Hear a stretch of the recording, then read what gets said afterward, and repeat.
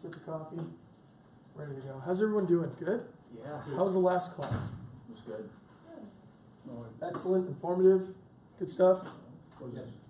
All right, good stuff. Hey, my name is Jason Mendoza. I am the broker owner of My Rental Superstar, okay? One of the preferred partners here with my home group. I specialize in property management, okay?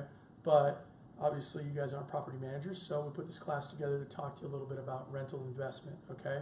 The back end part is what I tie in and do, but I want to try to give you something and part of my playbook as to how I kind of build this thing up, okay? A little bit of background on me. I started off with my home group as an agent back in, I think it was 2011. I flipped some homes and whatnot, and I ended up getting stuck with a couple of rentals, okay? I've had those rentals in my portfolio now for 8 years. They've worked out really well, but it was one of those things that it was just trial by fire. I had done some rentals in California before, and the way that it works out there is completely different than the way it works here.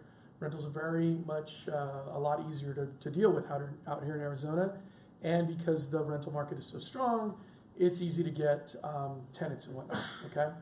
But one of the things that I didn't anticipate doing was taking a few rentals and turning it into a few rentals, turning it into a lot more rentals, and then making it a big rental investment portfolio. And that's what just kind of ended up happening, okay?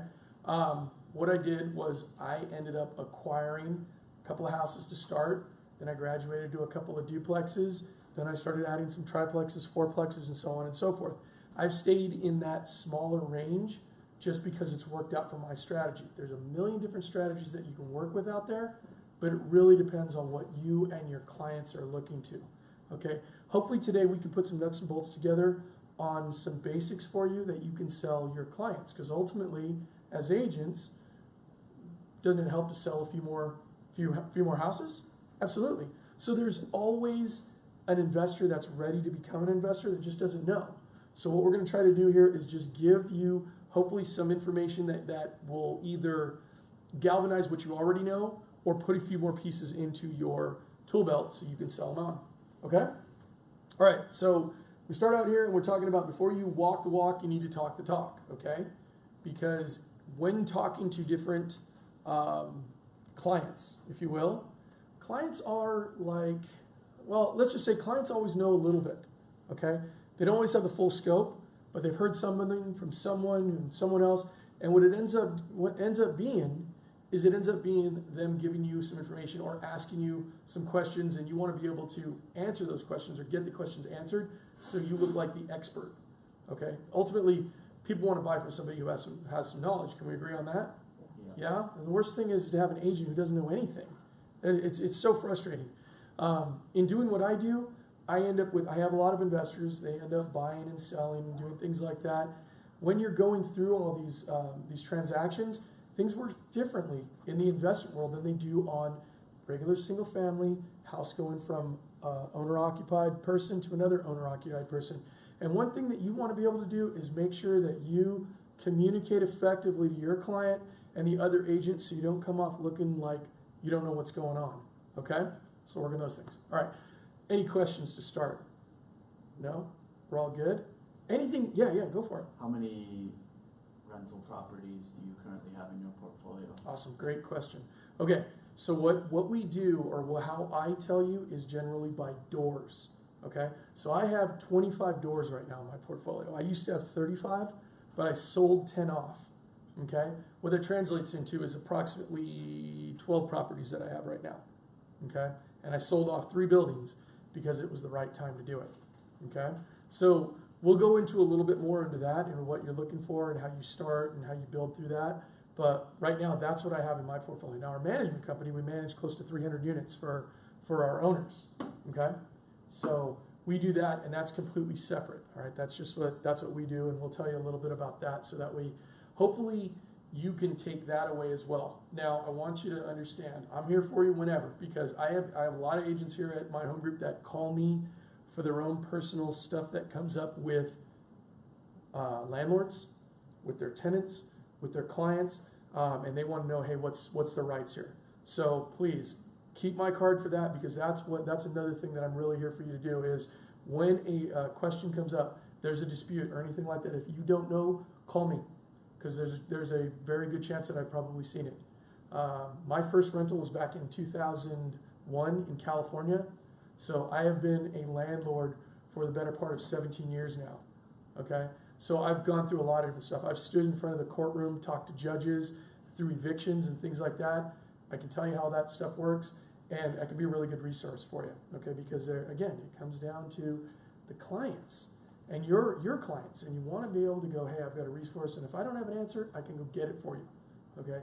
Continue to demonstrate that knowledge, all right? Okay, so again, this is what we're kind of talking about, better understanding of real estate properties, or investment properties, how to speak the lingo just a little bit with your clients, or maybe more, and recognizing the opportunities to make more commissions, okay? That's what we ultimately want to be able to do here today. All right, so let's turn one sale into three, all right? This is a great way for you to go from 1 to 3 quickly on a client, all right? First of all is a listing, all right? Listing, self-explanatory, you know, but you go on your listing appointments and whatnot, and let's say you get that listing, all right? Ultimately, what we're going to do is we're going to go through our open house, try to pick up other clients and whatnot, but we're just talking about this client right here, all right? They're listing. Why are they selling? Hey, they want to purchase another house. Awesome. Let me give you a scenario right now. Has the real estate market been going up or down the last couple of years? Up. Yeah, up. People got a lot of equity in that house? Yeah? For the most part, people have gained good amounts of equity. All right? So people are trying to upgrade a little bit. All right? Yes? Is it making a turn right now? Not yet, I don't think. But again, that's a systemic question. I heard some rumbling. There's rumblings and whatnot. There's a lot of rumblings and whatnot. Do you guys feel like it's been a turn yet? I'm brand new as of June, but I know that the first week I was here, I did an open house with another agent, and at that point, they were selling. Right. That house is still on the market. Yeah. Why is that house still on the market? Anybody? Price too high. It's gone way down. Yeah. Even if it's gone way down, it's still priced too high. Right now, just as in rentals, in property, market is dictating the price. Okay, that will not always be the way it is. Right now, the price is completely dictated by the market. Okay, that's how hot the market has been. So if you are sitting, then you're sitting because you're overpriced. All right, real estate is supply and demand. It is basically a property will sell based upon that price per what somebody wants to buy it for. Okay, so is it turning? Hard to say. For me, no, I'm having one of the best months I've ever had. It's just, it ebbs and flows. As an agent, it depends on your sphere, et cetera, et cetera. Rates have gone up a little bit. Yeah, everybody agree? Rates have gone up a little bit. That will have some effect on it. But right now, houses are still affordable. Okay, everybody remember 2006, 2007, 2008 real estate crash? Yeah. All right. Remember what kind of loans were out there? Interest only, negam. That is not in the market right now. So houses are still relatively affordable, especially for people here in Arizona. California, I don't even want to talk about that because it's just crazy over there. But here in Arizona, it's affordable. I mean, I got a network of wholesalers and whatnot. I get deals that come across my desk all the time. I saw a house the other day, a 3-bedroom, 2-bath house. I'm like, $144,000 they wanted. I'm like, could somebody afford that? Absolutely. Could somebody afford that with 3.5% down FHA? Absolutely. Can someone absolutely afford that? No money down. There are some programs out there that you can still get with no money down and get in there and do that. VA is one of them. But yeah, absolutely, it's totally affordable for a family of two. And I'm talking about husband and wife making $10 an hour. That's affordable. That's Arizona. That's reality. Okay, may not be that in California. So we don't have the same systemic crash that happened back then. Now, are we on the verge of possibly a dip? Maybe, but it's hard to say. As an agent, whether it's going up or whether it's going down, your job is still going to be, I need to sell properties. Okay, so your dialogue with your clients will change. Okay, it just depends on how the market's going. The dialogue will change. Right now, do you need to go to that dialogue? No, I don't think so. There's not the evidence that there's going to be any kind of crash or any kind of downturn at this time. If and when it comes, then you work around it, okay? Because is real estate a short? A short-term investment? No. Absolutely not. No. It's long-term, okay? I'm gonna tell you a quick story, and I can be long-winded, guys, so I apologize, because I'm passionate about it, but I have dealt with so many investors right now that we're talking, and I'm still selling them 4 plexes, okay, 4 units, and they are buying in the 260, 270, 280,000 range, and they're constantly going, why did I not buy 2 years ago when it was 170, 160? Like, I don't know, but you can still make money on it. Go long. You can still make money on it, but don't worry about it. I get so many people who just, well, this investor only bought it for 150 last year. I'm like, well, it was worth 150 last year. It's worth 250 now. Can you still make money? Well, yeah. I'm like, what's your return? Well, and then we go through it, and I'm like, is that still acceptable for you? Yes. Okay, then buy it. Okay, don't get wrapped up in what other people are going to do. Okay, back to this. So we got our listing, we got our new purchase. Okay, we want to take somebody, we list the place, we sell it, we go and find a purchase for them. All right, so we're going to sell it. Now, question: when people buy or list a house and sell it, and they get some profit, a lot of times with that profit, what do they want to do with that money? I got a house, I'm going to buy another house, a bigger house. What do most people want to do with that money? Put it down. Thank you. So they go in looking and going, you know, I have this house here, I made $100,000 off it, and what I want to do is I want to go and I want to reinvest that money into another house. Is that a good deal? Yeah, that could be a good strategy. There's nothing wrong with that. It's great. Now, it's not for you to decide as an agent, but as an agent, would it not be better for you if they said, rather than take all that money and put it down, I'm going to go buy this house and I'm going to put maybe 5% down. Then I'm going to take that money and I'm going to go buy myself a rental. All right? Now, what if I told you that rather than just buy that house, and let's say they buy a new house, all right, and the client goes, my budget is $2,000 a month, and if I take that 20% down that I got from that house, that $100,000, and I put it over here, my payment's going to be $2,000. What do I say to them? Okay, that's cool. That's your strategy. And then I go, what if you took that? What if I could tell you how to take that 100,000 and rather than put it down on that house, you only put, say, 20,000 down on that house, or 40,000, and you saved an extra 60. You got 60,000 in your pocket. Would that be something good for you? Well, my payment would go up. Okay, all right, I got you. Payment's going to go up to 2,500. No problem. What if I take this other 60,000 and I go over here and I buy you a rental, and it pays you a positive $600 a month? Would that be good for you? And most people, they look glossed over. The eyes are glossed over. They're like, wait a minute. No, wait. I'm 2,500, but now I've got 2,500 and I've got this, and then I'm like, but you got 600 coming over here. I'm like, what's 2,500 minus 600? Like 1,900. So would this work for you?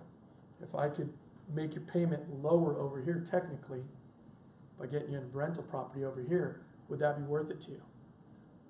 And then all of a sudden, the light kind of goes on, okay? Because the light goes on because now all of a sudden it's like, well, yeah, I'll be paying less. I'm like, you're paying less, and now you got a lot of stuff going on here. You got 2 houses that are gaining in equity, all right? 2 houses that are gaining in equity. You got renters that are paying this mortgage off, and you're sitting off here in a better financial situation, okay? Sometimes it's a lot to take in, and it takes a little bit of time. Believe me, I will have a conversation with a client over and over and over again, because studies are proven. On your best day, you're going to retain 20% of what I'm telling you here today. It means you got to tell them 5 times to get everything there. Okay, sales techniques, things will tell you that, but that's the thing. Planting a seed. Worst case scenario, guys. What's the worst case scenario in this situation? They don't buy. Cool. I still got my listing and I got my purchase, so I got 2 commissions. I'm just telling you, with a little bit of work, a little bit of planting the seed, go to 3 commissions. Sound good? Hey, more money in your pocket, and you've done a solid service to the client, especially if you get them in a rental that is easy for them to manage. Hey, you got a guy that can do it over here. My company will take care of it, make it headache-free for them, and that way they're now ahead. And now, guess what? How nice would it be for you if you picked up a house and you let your renters pay it off for 18 years, and all that money, you could then sell that, and now your kid's college education is paid for just because you had a little bit of foresight on that, just because you didn't put all the money down over here. See, remember, whenever you take money and you put it down on a house, that down payment money is making you 0 return in investment. 0. Remember that. It doesn't make you anything. All you did was you put down and you lowered the payment. Now, I'm not saying take all your money and don't put it down and make that house unaffordable. What I am saying is, if you can take some of this money and you can put it over here and you can give yourself some return and you can pay this here, that's how financially you can use it and just make an extra sale as an agent, and you have made a great opportunity come about for your client. And if they can get their head around that, that helps you with the referrals of somebody else who can tell you, my agent over at my home group helped me set this up.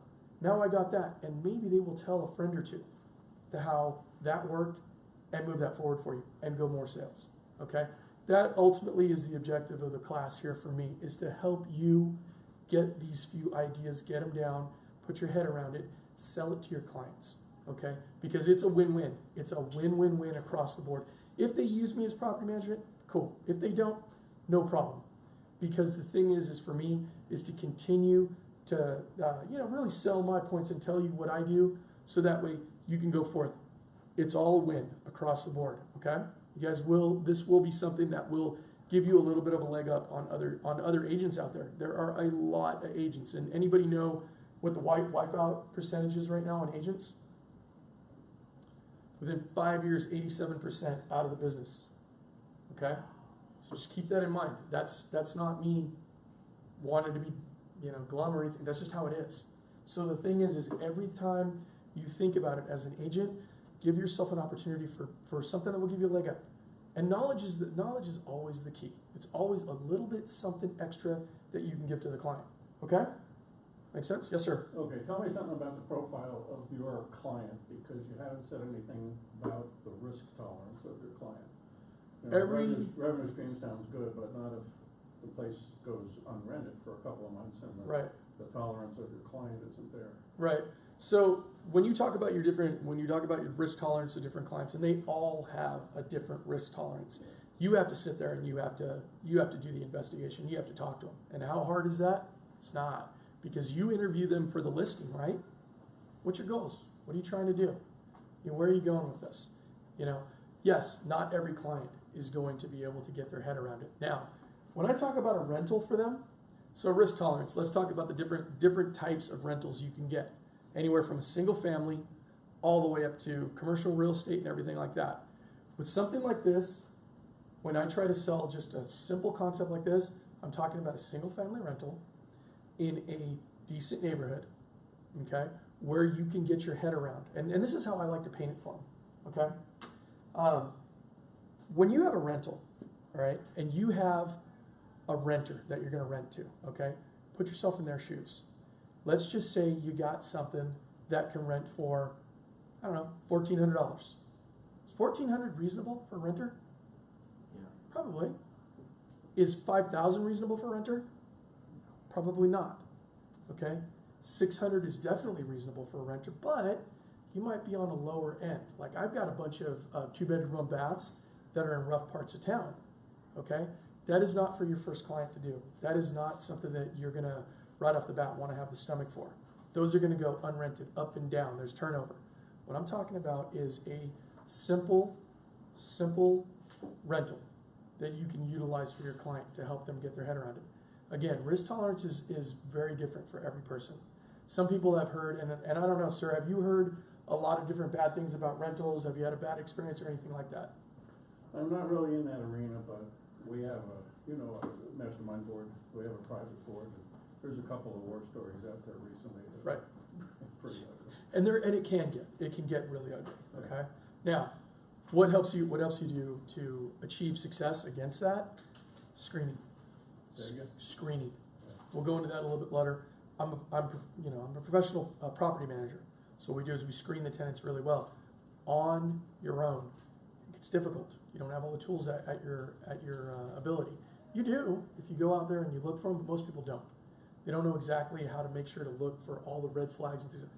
Believe me, again, I've heard every story in the book, okay? But again, it's a matter of sitting down and kind of talking with them, talking them through it, having somebody like me who has seen it, all of it, basically, and laying it out for them, okay? What are the goods and the bads, the highs and the lows?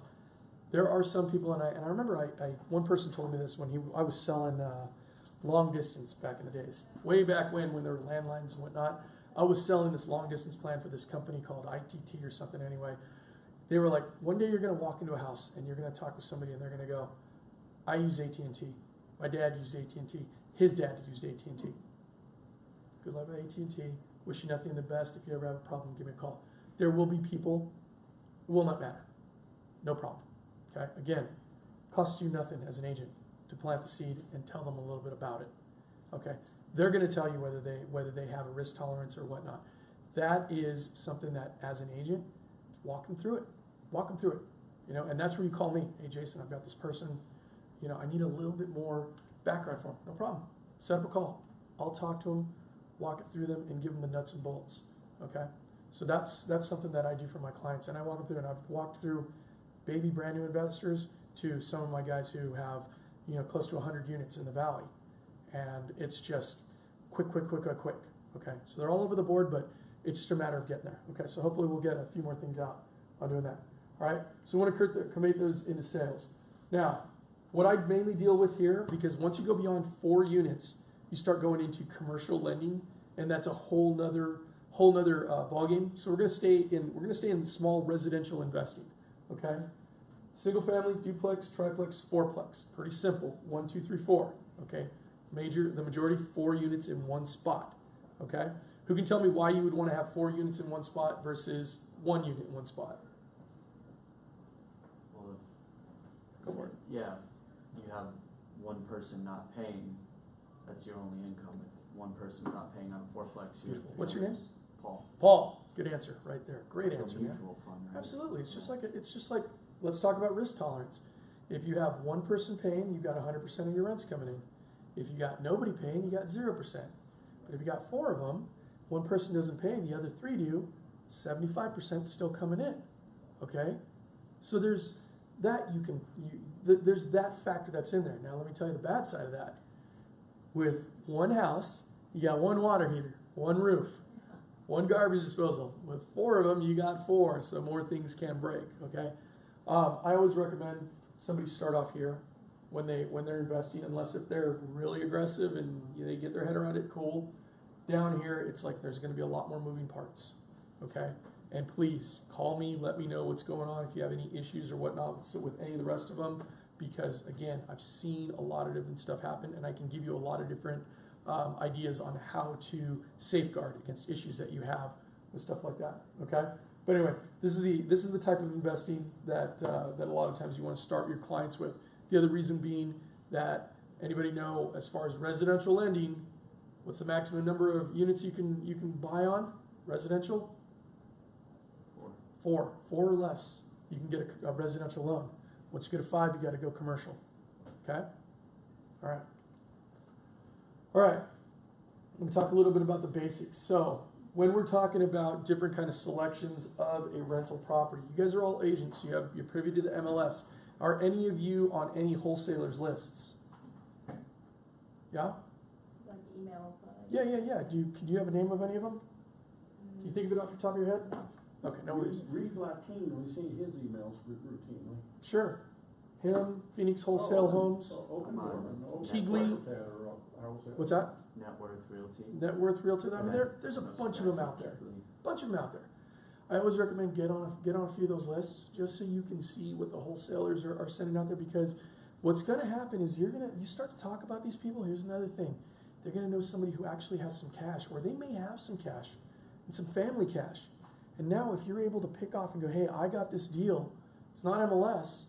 You can write in your price. Now you've got another thing to sell on. But here's the thing. With seeing those wholesale lists, you'll see good deals. And now you can break it down.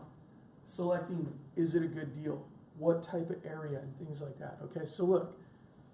when you're selecting, area is pretty simple, right? Type is pretty simple too. The type is single family, duplex, triplex, fourplex, and so on, okay? Condition, any of you guys walk through and just seen some horrible, horrible condition places? Oh, Yeah? yes. Oh, Just in showing clients. You walk through and you're just like, Quarters. whoa, Yeah. holy hell, all right? Talk, go back to risk tolerance over there, all right? If I got a wholesale deal, all right, it's $100,000 less than most of the other comps are. I see that condition. Now your risk tolerance is through the roof. Does your client or do you have the ability to put together a team and fix up that property if it is in bad shape? Okay? But the condition of the property is always going to make something, and it's like on our Benzers. This is broken, this is broken, this is broken, so it gives you a negotiating point. But this condition is something that you want to always look at when you're looking at a rental investment. What's their goal? Okay? I'll tell you two different strategies really with investing or buying properties. Rentals. Cash flow, everybody know what cash flow is? What do you make on it on a month after all your expenses? What are you making? Or you're playing for equity. You're hoping that it's going to go up. Okay? But what's your client's goal? What's your goal? Always look at those goals and whatnot.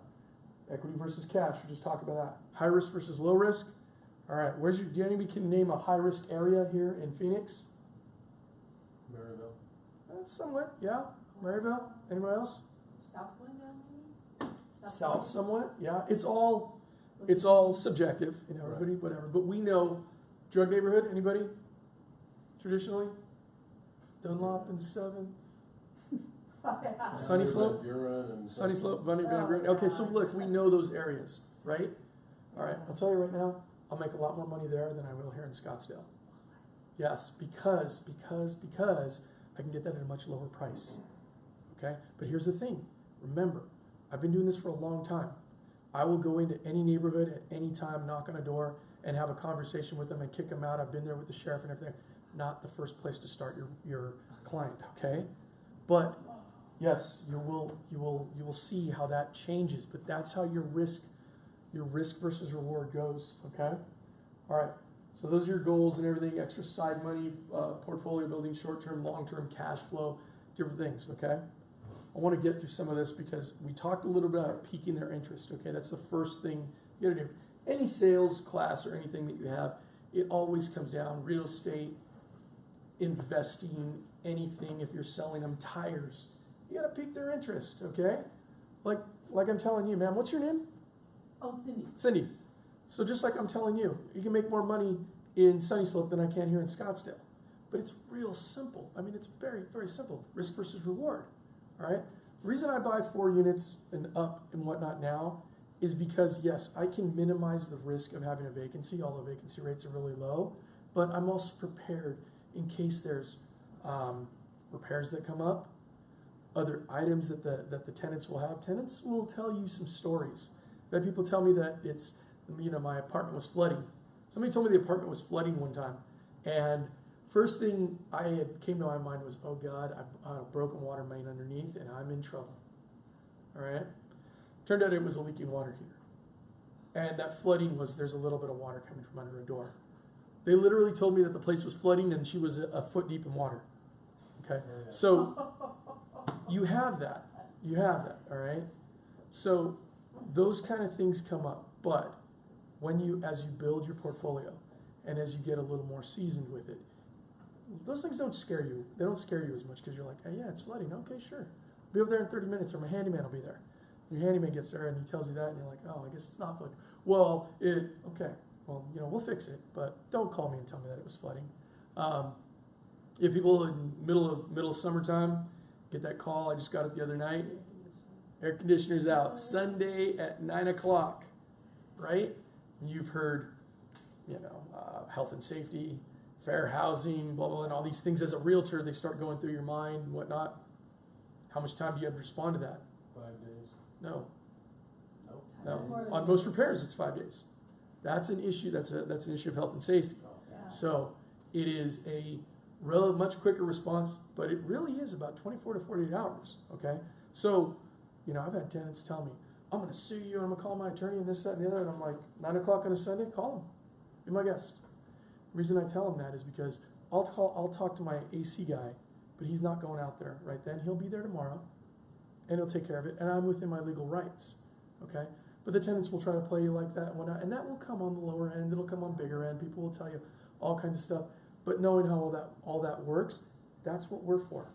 Okay, that's where a property manager comes in and deals with all those little issues for them. Okay, when we go back to building a scenario for a client, or you build a scenario for a client, you build in the property management and try to tell them, look, I'm trying to set this up for you so that way you can have somebody in place that will do all these things for you.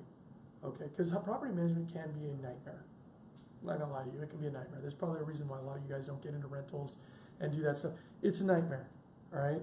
That's what me and my team do, though. We've got it down to a system, and we work with all that stuff. So that way your client has to do that. Ultimately, for you, it's getting them to that investment point, get them to the go, okay, I see it, and then bringing somebody in to go, let me tell you how all this other stuff works and how we're going to take care of you here, okay? And then we get that all set up for them. And then what happens down the road?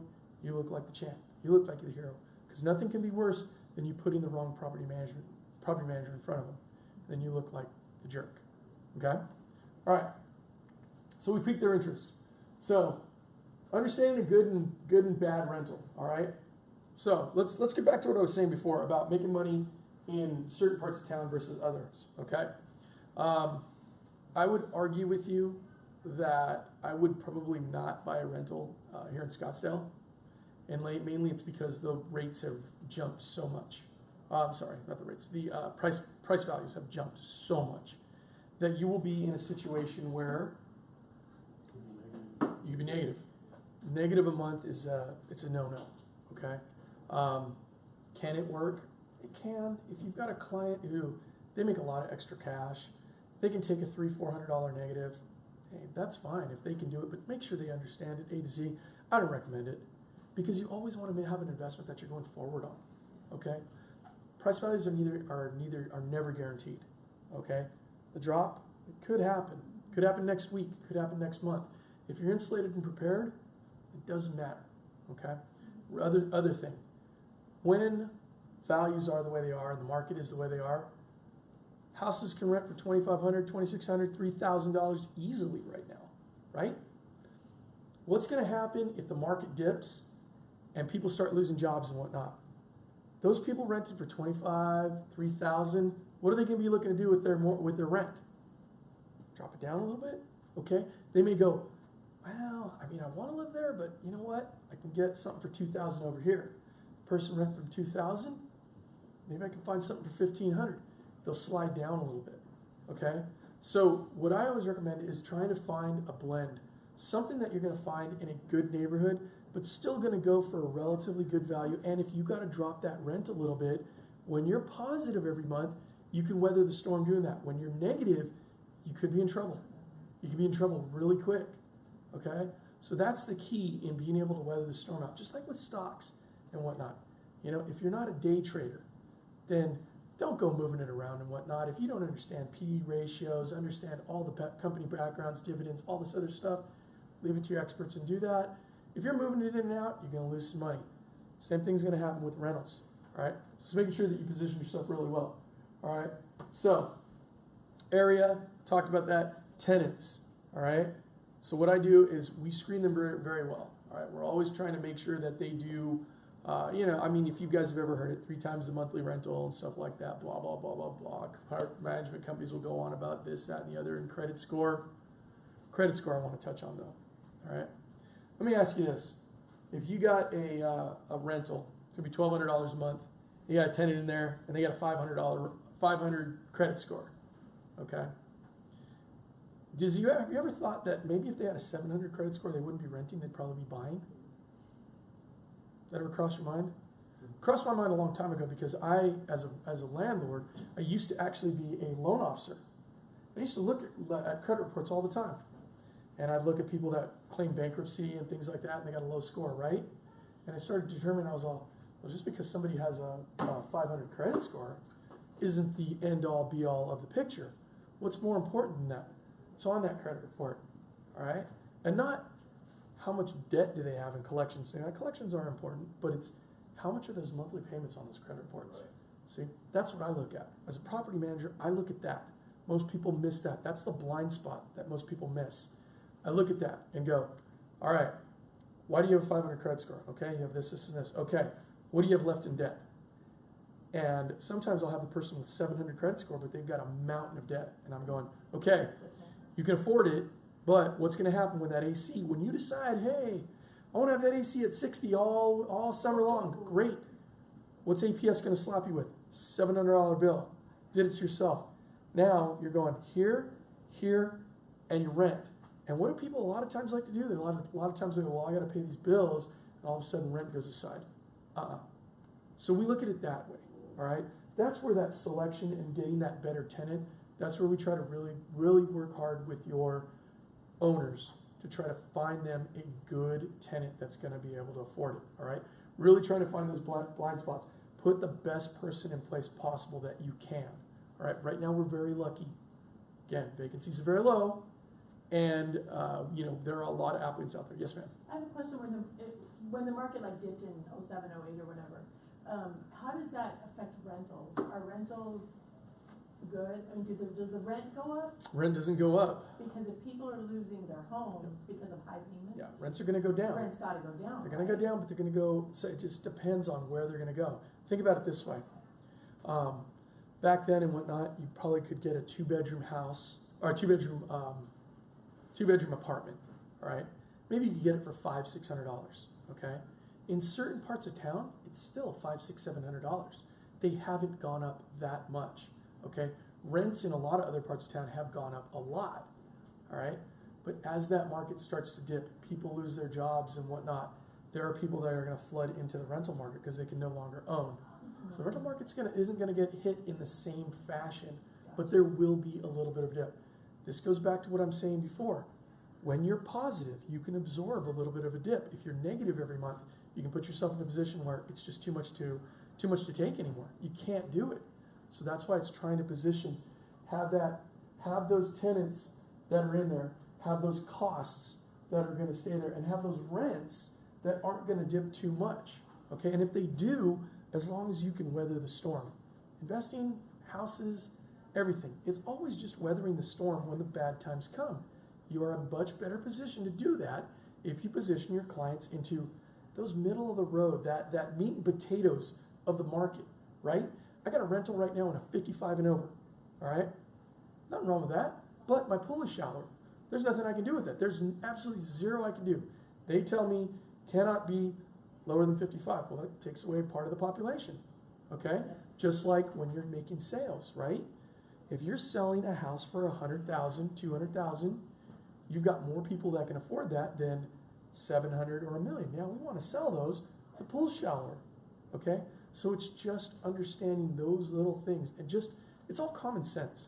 A little bit of common sense that you can communicate to your client to help them get their head around buying rental. Yeah. Like I sold a new build recently to a gentleman who lives in Washington. He's going to retire in about 3 years. So he wanted to buy now and rent it out. And he was looking in retirement community. And I told him, when you're going to rent it the next 3 years, your pool is small. Absolutely. Because and it's still, it could be the kind of thing where there's a lot of people that want it. Cool, it can work, but it's just limited. You're limited. Yeah, absolutely. When you look at that, you're a little bit limited with it. So why not maybe look at something else where I can get, a lot more people that want to rent it out. So I look at it that way. The whole point of all of this really is to be able to communicate it into a very common sense way.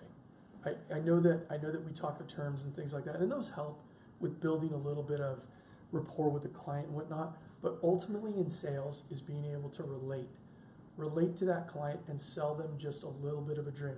This is just a little nugget that hopefully you can put a couple more sales in.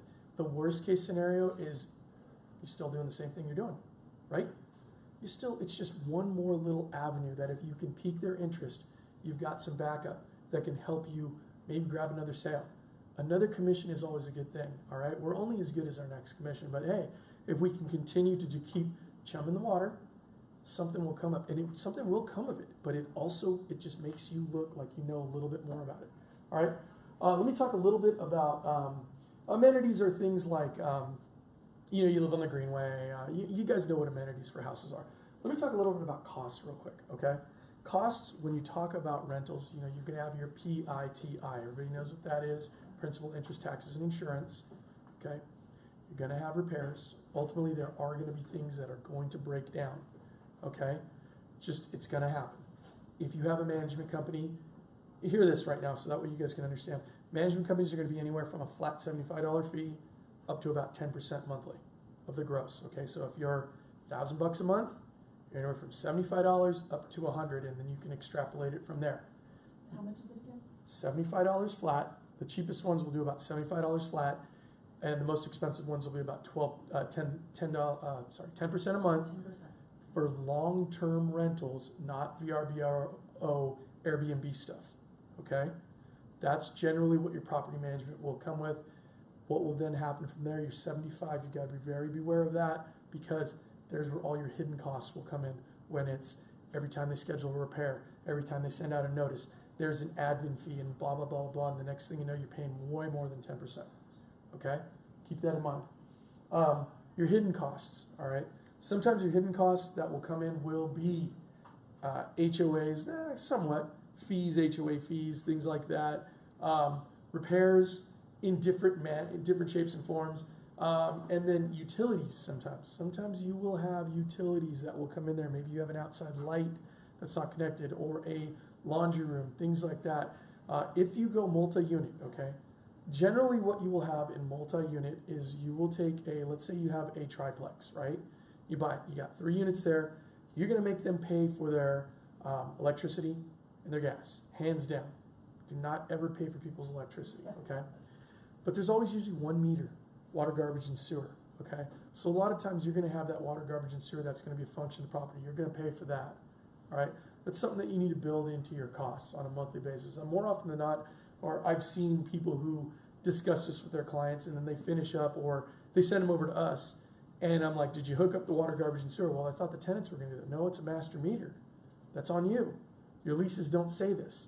So make sure that is factored into costs. Okay, we really talk about that. As an owner of multi-units, you're generally going to have that water, garbage, and sewer that you're paying. Everything else you put onto them. Okay, that's really some of those hidden costs that come in there. All right. Okay, so lingo. Everybody knows what cap rate is. Roughly, real estate school, rents versus purchase price. Blah blah blah blah blah. Okay, I get asked about a cap. What's a good cap rate? Like, it doesn't really matter. To me, it doesn't really matter what a cap rate is, and let me tell you why. My strategy isn't really to buy properties and then sell them based upon what the equity's going on. Okay, my strategy is more of what's my cash flow going to be. That just works for me. That's what I'm looking at. Okay, because I know that purchase price can drop at any time. Plus, it's arbitrary. All right, I may have a building here, and there's 3 buildings down the street, and there may be something that prevents my building from being sold. So, basing it off of everybody else's purchase price and whatnot, I mean, you can, but it doesn't really matter. This is what's more important to me. What's your ROI? Okay, return on investment. If you're familiar with it, if you're not, it's your return on investment. Okay, so here's a little thing that I always say: if you can leverage the building out, and your cash flow positive, and your terms are good, do it that way. Because if let's say you buy a building for $100,000, right? And you're getting $1,000 a month without any other costs and whatnot, $12,000 a year, that's 12% return. Okay, you put $1,000 cash on cash and whatever. All right, but if you buy that building and let's say you put 20% down. All right, so now you're 40,000 out of pocket versus 20,000 out of pocket versus 100,000. And you're not getting 12,000 because you're paying all your other stuff in there, but you're making, let's say, 4,000 a month. I'm sorry, 4,000 a year. So you're not making 12,000, you're making 4,000. You're not paying 100,000, you're only paying 20. You're not getting 12% return on your money, you're getting 20% return on your money because you're using the bank's money, okay, to do that. And we can go into those figures and everything else like that. But more importantly, what's my return on my investment? My investment is not 100,000, it's only 20,000. My risk is 20% of that building. The bank is 80% of that building's risk. I'm not 100%. I'm only 20% because I only put 20% in. All right, I'm probably leveraging my money to get a better return on my investment. All right, that's what ROI is, a return on your investment. Cash on cash. What did you put down? What do you make in a month? What do you make in a year? All right, does it make sense for me to take JP Morgan Chase's money at 6% and get 20% on that? Absolutely, there's a 14% difference there. All right, does everybody know that's exactly how banks make their money? What you getting in your savings account right now? Right, 0.01 nothing. You know what they're doing with your cash? They're taking all your cash, rounding it up, and investing it in the market and making 30, 40, 50% on it. With their smart investment guys, they're getting a free loan from you. So when you put it in that light for your clients, your investors, it's take the bank's money and use them because they're using you. They're using you over here. They're using you over there. They're using your savings. That's how you get that return, your cash on cash return, and have a partner that's going to take that risk. You minimize some of that risk, and it sounds all a little grandiose when you start, but it's very simple. At the end of the day, it's like I'm going to buy a property, I'm going to make some money on it, get the renters painted off, and I'm borrowing, and my partner, the bank, is only getting 6% on it or 5% on it, and I'm getting this other percentage on it, and I'm using their money to get it done. Okay, that's how that all works. Monthly nut. This is one that I like to use a lot. Do anybody know what a monthly nut is? Monthly nut. Monthly nut. Operating Say it. There you go. Yeah, how much are your operating expenses? Your monthly nut. It's a little term that we'll use and whatnot, and it's part of the lingo. Say, hey, you got your monthly nut, and this is what you're going to do to crack it. Another way to kind of just make it like simple for them to understand. What's that monthly nut? On a monthly basis, squirrels go out and collect nuts, right? How many nuts do they need to eat? 4, but they collect 8. Well, the monthly nut is four nuts. They need 4 nuts to survive. 8 is their profit. Okay, simple. What's your monthly nut? What are your operating expenses? Anybody know what a value add is? Value add. Something you do to the property to increase the value. Yeah, absolutely. All right, a value add. Hey, that property needs a little bit of work. Needs about $20,000 in work. But at the end of the day, comps are saying with that 20 grand, you're going to get probably 40 grand in equity. You got a value add there. All right, that's what a simple value is. A fixer-upper. It's a fixer-upper. Okay, but it's a value add. All right, cash flow. Kind of went over that already. It's what you're making a month. Cash cow. Cash cow is simply cash flow, but it's just you're killing it on it. You're just making a great return on it. Your ROI might be 60, 70% because it's such a cash cow. It works really, really well. The numbers work out, the rents cover it, and or you might have a value add, going back to this, where you go in and all your rents are $1,000 and you go in and you increase them all to $1,200 or $1,500. Now all of a sudden across the board, you just created a cash cow. Okay? Property classes, very simple, ABC. Okay? What's a C-class property? Commercial. What's that? Good. Lower class. Good, yeah. Lower class, thank you. Hey, C-class, A, B, C, just like in school. A would probably be here in Scottsdale, A-class properties. Very nice, very well put together, very low maintenance. B-class, medium, middle of the road, could be Maryville. C-class could be Maryville too. Just depends on where it's at. Definitely Sunny Slope. So it just depends. But your C-class properties, again, those are the properties you're going to make the most money on, believe it or not. C-class. Going to be a lot of headache. Going to be a lot of work. Going to take a lot of elbow grease. You got to stay on top of them in order to get it done. All right? Okay. So here's your value add right here. Where is it? Bam. Get that bad boy. Looks like a teardown to most people. What's wrong with it? Right? Elevated, blah, blah, blah, blah. But basically, you're going to go in there and you're going to put some money into it and get it up and running. Okay? If the rents are good on it and it makes sense, then hey, that could still make sense. That might be in a historical area for all we know. And if it is, you got yourself something that you might even be able to get a government program to help you fix it up. You never know. So, that's your value add. All right. Sell division.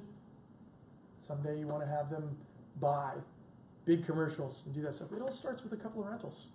It really does. And you never know, guys. I mean, the worst thing you can do is think you know what your clients want to do. You will never know. It's always going to be the one guy that you never expected, that you figured out, okay, he'll never buy an investment property. You never know. You never know when that guy's going to be I want to buy and I want to keep buying and I like it and I love it. And all of a sudden, you went from one sale to, who knows, 15, 20, 30, you build a portfolio for him and guess who's getting the commission every time when he buys and he sells? That's you. So never judge a book by its cover, but you never know. All you're doing is planting a seed. Hey, if you had 2 houses versus 1 house and it could pay for itself, would it not be worth something to you? Okay? Like, for instance, the worst thing you can do right now, guys, is go out there as an agent, you make your big commissions, go buy the Mercedes, go buy the BMW. Worst thing you can do, appreciate an asset. Why don't you go buy a building and then have that make the car payment? Now it's painted off and you got the asset over here, and guess what? That depreciating asset, who cares? It's being paid for. That's the worst thing you can do, is buy assets like that depreciate. So it's, when you put it, I put it very simply like that to them sometimes. I'm like, don't buy a new car. Buy the building and let it pay for the car. Okay? You have this, the renters are basically paying it for you. I'm giving it away here, you know, and make fun of it. Make it fun for them, but make it in simple terms. Simple terms of real things that can happen by buying that. And then the next thing you know, it's a vision of, well, what if you had 3 buildings? What if you had a 4th? What if you had this? And that cash flow, if you don't need it, if you're working, you don't really need the cash flow and it's doing it here, let it build up and buy another. And then picture a snowball going down the hill. It just picks up and it gets bigger and bigger and bigger. It will roll on itself. Trust me. It rolls on itself, but you have to have the vision to start, you know, and let it go for years and years and years. And the next thing you know, it's all there. All right. Basics about after the sale. We talked a little bit about management and whatnot. What we do as a property manager, we do everything from A to Z. We will tenant it out. We deal with the tenants and collect rents. Deal with collections. If they need to, if there's ever an eviction, we'll get it all set up for them. My company does everything virtually online, so we are A to Z, from collecting the rents to distributing it out to our owners through direct deposit. We do all that stuff. Send out 5 days, etc., etc., etc. My monthly fees, our company is 8% of the monthly gross with no additional fees. Right? From the beginning, I told you I'm an owner myself. So with 25 doors, I interviewed a few property managers because I was an agent here at my home group. Then I became an associate broker, and I was good with that. I was like, I'm an associate broker, and that's what I want to do. It necessitated it because I was like, I got these doors, and I don't have enough time during the day to deal with it. Talked to a few people, and I was like, well, wait a minute. There's this fee and that fee. I'm like, well, wait, why can't it just be, this? Then I talked to another agent or another group out there with rhymes with Mentors Fair House, and they're like $75 flat. And I'm like, oh, great. And then it was like, we have this fee if we send somebody out, and this fee for repair, and it was overage and overage and overage. So we did it flat like that. All right. You as agents, I know you guys don't always do rentals, but sometimes you'll do rentals and whatnot, and they'll charge 6% of the commission, blah, blah, blah, blah. We do 4% of the commission. I try to cut a break to all my owners because, again, I want them to be profitable. I want them to buy more properties and whatnot, and I want to take care of them, okay? So that's kind of how they operate. But those are monthly fees, different things with the sale, monthly fees if you got an HOA, et cetera, et cetera.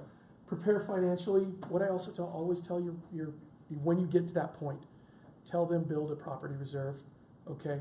We keep a small rental reserve for them with us as a property manager, but I'm like, have a couple $1,000s, have a home warranty, have home insurance, have a couple $1,000 and build beyond that. So that way, in case, worst case scenario, AC goes out and the home warranty will not pay for it, you got some money to take care of that. Build yourself that little nest that you need. And if it goes vacant, you got to make a mortgage payment. Cool, you got that there, and then get it rented back out. Okay? What to expect from a rental? Expect that renter is going to pay for it, but you're going to have repairs. You're going to have items that come up. It's part of the game. It's ups and downs, but it's steady, and it goes like this, and it's paying itself off. Remember, just like every mortgage, if they get set up, 30-year mortgage, that principal is going to go like this over time. There's chances to refinance, reposition, and things like that. But just like that, general lease terms and info, things like that that you can read. If any of you have, can get into zip forms, then you can get in and read a generic lease residential. Get familiar yourself with it. It's simple. A lot of times I'll sit there and I'll just read it to them. I don't have it memorized because it's written down there. I know what the bullet points are, and it goes through, and I'm like, yeah, that means this, that means that. And you go through it. So you have that basic form. Be a resource and be able to answer just the general questions. And most importantly, remember, if you need an answer, my office is at the top of the stairs here. Okay? And you can always call me. You got my card? You can call me. Text me. Okay, I got a question. Cool. I'll find the answer for you. All right? We get some really weird ones sometimes. Especially when it comes down to security deposits, what's legal, what's not legal, issues with bed bugs, get real sticky, get real tricky there. Just different things that will happen. How do you get out of a lease? What is legal on the tenant's behalf as far as things aren't getting fixed? Okay, all these things that can help you as a resource to your clients. Okay, difference between good and bad management. High fees, vacancy, turnover, large repairs, junk fees, no response, no explanation. The worst thing that could possibly happen for you is you put them with somebody and the owner does not get a response from the management company, because now it looks like you sent them to someone that just doesn't know what they're doing. It's like referring a bad mechanic, and you're like, oh man, this is the things that can happen to you. If for whatever reason they're not getting somebody in there, there's one of two things. One, it's either too high, or two, their management company just isn't out there marketing it properly. Right now, again, I won't lie to you, it's pretty easy just because the rental market is so hot. It will change. We will have a little bit more struggle getting tenants at some point. That's just the market. Just like sales, goes up and down. Response though is the key, and that's what I try to do for them. Okay. Oh. Let's see. And here's the good things that can happen: low fees, 100% occupancy, higher profit. One thing, do you know what the longest time you should write a lease for is? Longest amount of period of time? 12 months. 12 months. All right. Let me tell you why, because I've had this happen before. I told you back about screening, right? I screen for a lot of different things. Okay, background, bankruptcy, credit. Rental history, employment, stuff happens, right? There is one thing that I cannot screen for, and that is crazy. And sometimes, I'm not kidding you, we have tenants that are nuts, and they will make outlandish claims and everything else like that. Now, granted, we know how to deal with it. We know exactly how to award our rebuttals and what their rights are and what our rights aren't. But guess who's going to get that over and over and over again, all right? If I go 2 years, I'm stuck. And right now, lock in for 2 years, rental market has gone up. Now I've just kind of screwed myself out of being able to make more money for my owner. And that's what I always want to reserve the right to do, is I want to put them in there for a year, steady, give them rollover terms, but I want the right as a property manager, or as an owner, I want the right to be able to make what's fair market value, okay? I want to be able to make that extra money. When time comes up, it's like, I'm sorry, but the rental rate has gone up $200. So, and that's where you have some leverage with that client. You can tell them, hey, we'll only raise it $50 if you'll stay, if they've been a good client. Sometimes that'll work for you. Sometimes you're like, let's raise it $200 so that way we can force them to leave. Okay? Sometimes they'll take the $200 and you're like, well, I guess we'll just deal with crazy for another year. We're getting $200 more, But that's the thing, is be able to give yourself a term, but not go too far. Don't put yourself or put them in a position where it's extra difficult for you. Okay? All right? Okay. There's a lot of other stuff in here, guys, but I'm pretty much out of time right now. Any questions from you guys? Yes, sir. I understand the purpose of the class, and everything, 99% of what you have to say today is geared toward the property owner. And just an oddball question, have you found yourself in a position where you were able to and really felt compelled to help a potential renter? And one of the areas that I'm focused on in particular is my own experience, and every feedback I've heard is that credit repair companies are worthless. I agree. And you can do most of it yourself. I agree. Of the repair. I agree. Notwithstanding, can I have a full minute here? Yeah, go for it.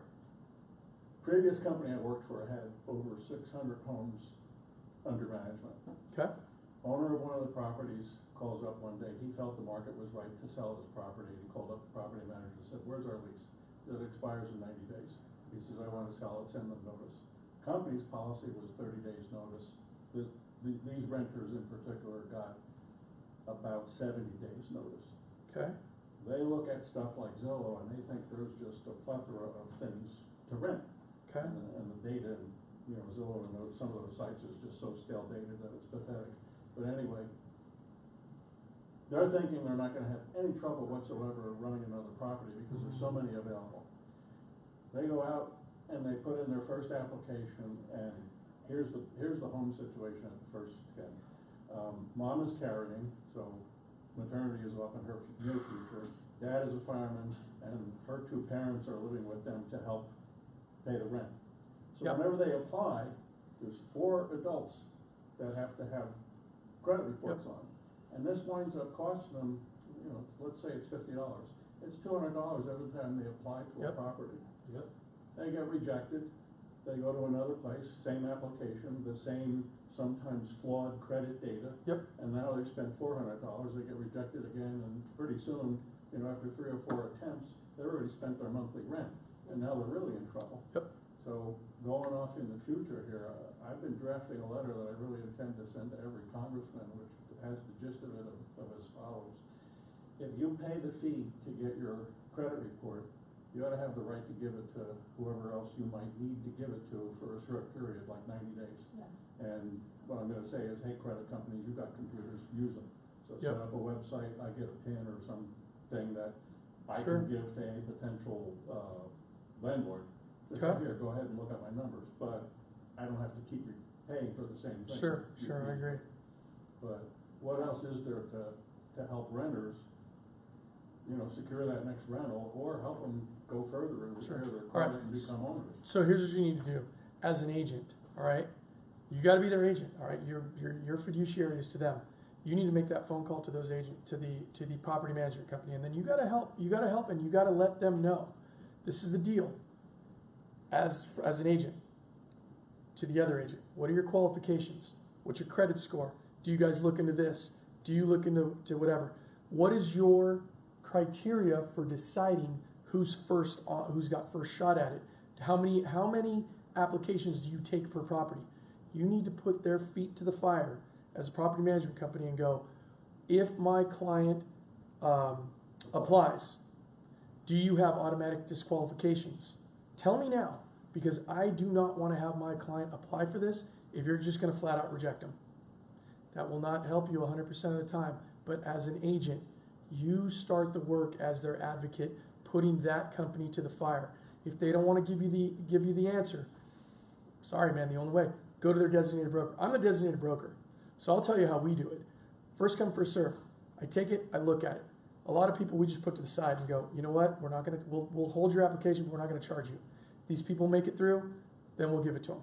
And I tell you right away, if you got violent felonies, if you are under a mountain of debt, if you've got evictions in the last 5 years, if you are unemployed, if you have all these things that go there, then I'll tell you, how do you expect me to rent to you? I have a fiduciary responsibility to my owners, but I'm going to tell you up front, this is what I'm looking for. Got a lot of bad management companies that won't tell you any of that stuff. Yep, absolutely. Any of you guys want to go, their food is ready right there and whatnot, please be my guest and whatnot. But I'll be more than happy to talk to you guys here as long as you'd like to, question-wise. But yeah, you as an owner, as an agent, that's the only way to do it, is hold them to the fire and make them accountable for it. And if they don't want to be, then go, let me talk to your broker. And that's what you have to do. That's the only way that you can do it, to monitor and check the scumbags. And that's why I got in this business, because there are a lot of them in property management. It's a mess, but we're trying to do everything just a very legal and fair way. You know, I got in there and I'm like, it's not that hard to be a property manager. It's not that hard to go, this is your tenant rights. This is